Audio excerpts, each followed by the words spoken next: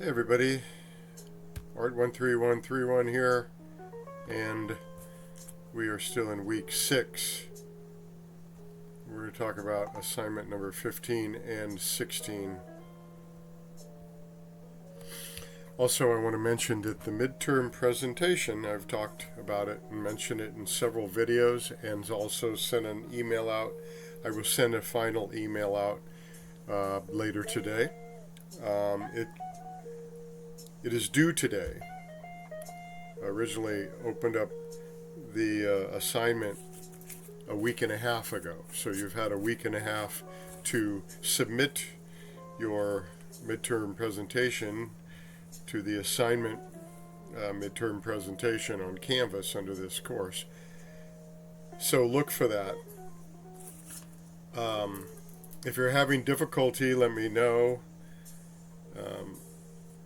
I possibly will be able to work with you a little bit on an extension, but it's not going to be too long anyway. I would say try to get it to me by midnight tonight, which is another 13 hours,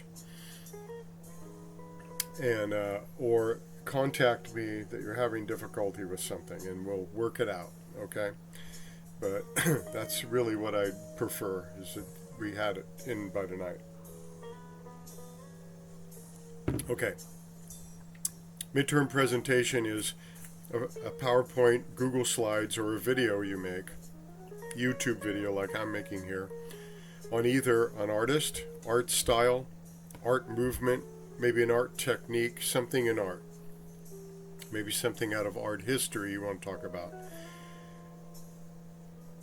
And I've talked about this at length, so I'm not going to take too much longer here, but you're going to provide slides, you're going to provide text in a concise PowerPoint presentation, Google Slides, or a video that you actually narrate. I think you can narrate on PowerPoint as well, so if you know how to do that, go ahead and do it. But you need to show at least 5 images. 5 images. Say it again, 5, not 3, not 4, 5 images of what you're presenting on. So if it's an artist, you're going to show examples of their work. If it's a technique or some sort of style in art, you're going to show examples of that. Okay, and 5 or more.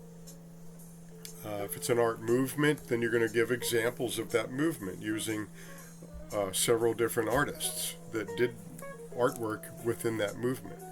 Okay, and you're going to provide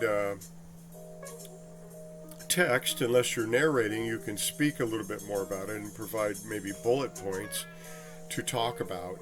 Otherwise, you're going to write so that I can read what you're talking about, what you're describing. It's going to be like an essay with a introduction, body of knowledge, and your conclusion.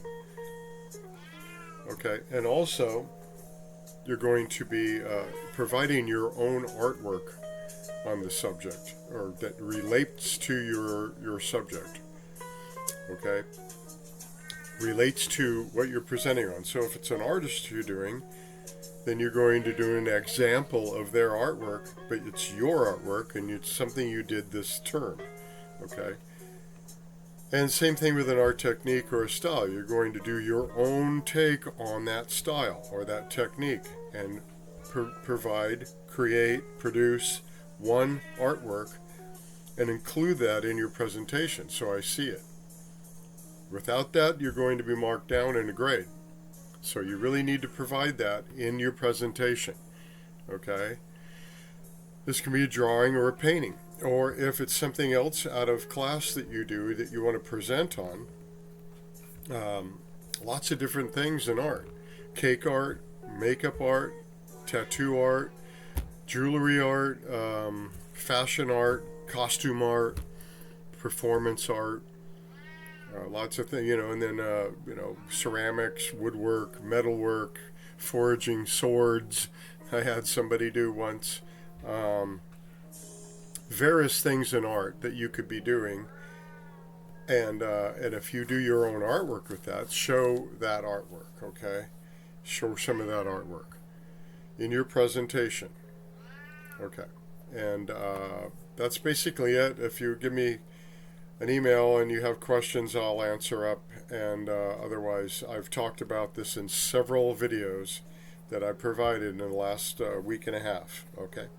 So let's get that together. And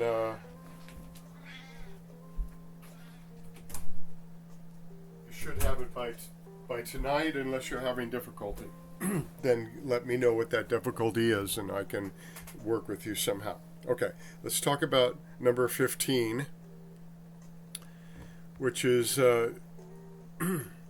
drawing with shading only and no lines. Now, I've talked about this several times with shading anything, and I ask that you don't put just border lines on things, because that's going to look not real as more realism.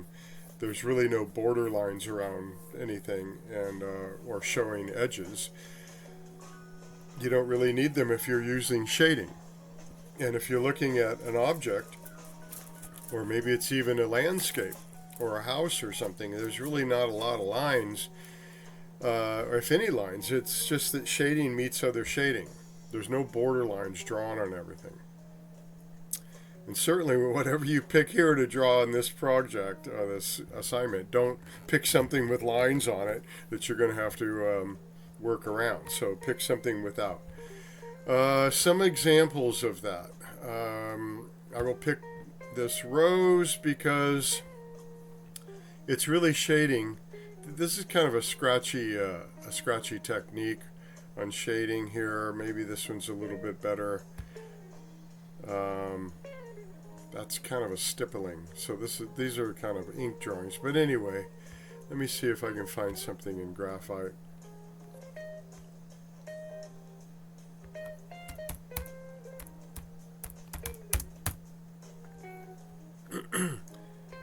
Okay, so let's take this face in particular. Yeah, there's some lines where the eyelashes are, because they're hairs. But all this other stuff is just shading marks. Even they're bolder shading marks than writing lines right in here and around the nose and stuff. So you're using shading without lines is the idea. Some better drawings here that would be good for that is, well, you could do cubes and cones and pyramids. So most of these drawings don't have lines. It's just that shade meets that shade meets that shade without any line to define the corners and edges of any of this. Okay, so that's one way you could possibly do it. Let me get back over here again and look at this one.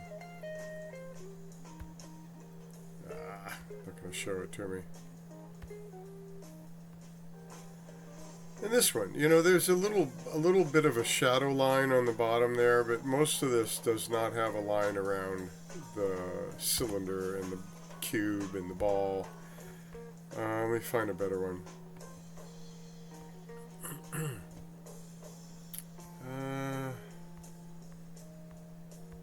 This one here. So this sort of shape. All these edges, these, whatever you want to call this, there's a word for this, but I forgot what it was. If you know what it is, you get extra credit. Let me know. This shade meets that shade, meets that shade, meets this one, this one, this one, this one, this one, this one, that define the shape of this object without lines in between, defining each section. There's no line here, here, here, here, here, here, around any of this, even around the border. It's all shades that meet other shades, that meet the background shade, meet the very light area over here on the table, and then cast shadow here. All this is drawn with no lines. It's all shading. Okay, so that's what you're looking for. That's what you want to do. Even this one is all shading that meets other shades without any lines around this picture. There's no line drawn there and around here and around there and around the handle and around the other side. It's just that these shades meet each other and they create their own edge because the one shade meets the other. Now this is reality. This is what you're actually looking at. So pick an object. It might be something like this, or something else. Maybe you want to work just off an object like this on being images here, or this object, or the cubes, or the cylinders. This is another one. There's no lines. There's a little bit of a line here, but they really didn't need it because that tone is very different than the white tone of the table, and it would have worked. So that tone meets that tone, meets this tone. There's a little bit of a highlight area right here without a line. Same with this, gradually changing into from the dark to the light side with midtones. Dark to light side midtones. This shows round surfaces. This shows a cube because it suddenly changes, but there's still no lines in there. Okay, so that's the project. You can do one of these without any lines around any of these, just shading meeting other shades. Okay, that's the whole deal right there. Now we're going to talk about the what I call homework, but it's really assignment number 16, tree with personality or title, and title. So you want the title.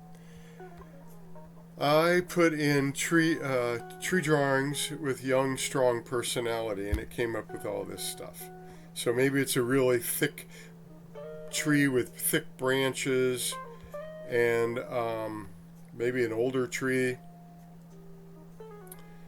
that is very vibrant, very strong. I think if it's a young, vibrant, strong tree, it would have some leaves on it, but maybe not. You can also work with something like this, where you're actually putting a figure into the branches. Now this I would call this something like a love tree, or relationship, personality, something like that. Because here's one person hugging another person within the tree branches, and the head sort of looks like part of the branch here, but I see a little eye there. So you could work something like this with a lot of roots and everything. Come up with a title for it and the personality. What is the title and personality of your tree? Then you can work with very many different images.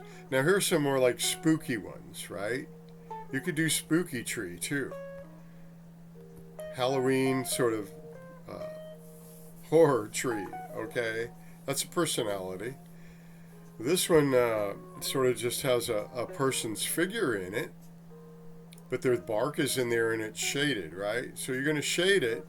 You're going to put various that didn't come out very well. Oh, here it is. This one has another figure in here, okay?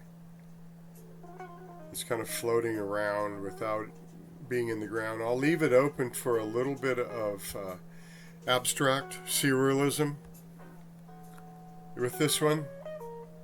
But here's lots of trees with personality, right? This might be a spring sort of thing, with new leaves. Spring youth, you know, whatever the title you come up with, make it work with your tree. It's got a lot of little birds in it and stuff. This young, youthful, looks like a woman to me. Maybe I'm totally wrong. That's fine. It's not the point. Youth, vibrant, got life in it. There's a squirrel, got little leaves like springtime. Okay. And then, you know, the old crabby old tree. Let's put that again, like an old crabby. Well, let's just put spooky tree. Spooky personality to the tree. There's lots of them. Don't do a silhouette like this, because I'd want to see that you know how to shade. You know how to shade your tree with a light source, meaning that light is coming from one direction or another and kind of giving it a shape in the shadow areas. There's shadow areas to the branches and on the side of the trunk and everything, and lit up areas on the other side. I want to see that. I want to see shape. I want to see shape to your tree. Okay? This almost looks like it has figures in it, but it's not really super defined. It's kind of leaving it a little bit ambiguous, where you're not really totally sure. These are good drawings. So study these. Look in this and pick on and go through them and go down the rabbit hole and find something that you could work with. This one, I see a nose and a lip there. I see an eye, and maybe there's more in here if I looked longer. But you pick on these and you're going to see more and more and more trees with personality. And I want a title. So pick a title. What is this tree? Pick a title. Youthful this, or mad love, or crazy time, or spooky tree, evil tree, something. Okay? Come up with that. And then I want to see it shaded. I want to see bark. I want to see not just a dark tree with nothing on it. I want to see texture. Bark has a texture. All bark has a texture. So you're going to be going in here and putting whatever, light and dark areas back and forth, maybe scratchy areas to make your bark. But you really want to study this and pick one that works for you and use it as a model. Possibly, maybe you want to copy one of these and make it yours. Okay, here's two trees together, kind of. You could do that sort of idea. Two trees kind of running together. So there's kind of a relationship between two trees, possibly. Okay, they're kind of intertwining at the top. That's a cool idea. It's a good composition. All right, so I'll leave that up to you. All I did was put trees with personality, and then I started picking personalities like young and youthful, old, spooky, or just spooky. Let me put old and see what happens, just to show you. Maybe it has no leaves at all, right? It's just like so done. And it's in a barren landscape. Put something around your tree. Don't just put it out in the middle of nowhere with nothing around it, okay? Have a little shading and a little surface it's on. Put it somewhere, okay? Place it somewhere. This is a cool one. Hanging on there, the hanging tree, the losing touch, whatever you come up with. There's a lot of good ideas in here. Very hardy tree, well fed, not hungry tree. I don't know. You come and pick your own for any of these. But there's plenty of trees to choose from, plenty of ideas. I want to see it shaded. I want to see maybe the background to it or something. Get rid of the white paper. That always helps. All the highlights in your drawing come out. If you don't have white paper behind it, like these ones, they would be better if they're actually placed somewhere. Like that. It's a really beautiful oak tree. Oh, wise old tree. How about that? Very wise. Okay, so lots of ideas. Go and look at those, and then check out your graphite, what you're going to do for the shading with no lines. And get me your midterm presentation. I say by tonight, it's Wednesday. By midnight, that's what I would like. That's what I'd prefer. If you're having trouble, connect with me. Contact me. Because by tomorrow, I'm going to go, what happened? You didn't contact me. Where were you? You didn't watch any of these videos all week that I've been talking about a midterm presentation? Okay, and I'll try to get back to you today because I've been very busy. I have another class to teach face-to-face, and then I'm going to come back and I'm going to go into all your submissions and check out everything and see who's trying to communicate. So I will give you time. If that ended up being too late in the day, I will give you a little bit of time. So we'll talk about it. We'll stay connected, and we'll work it out. Okay? All right.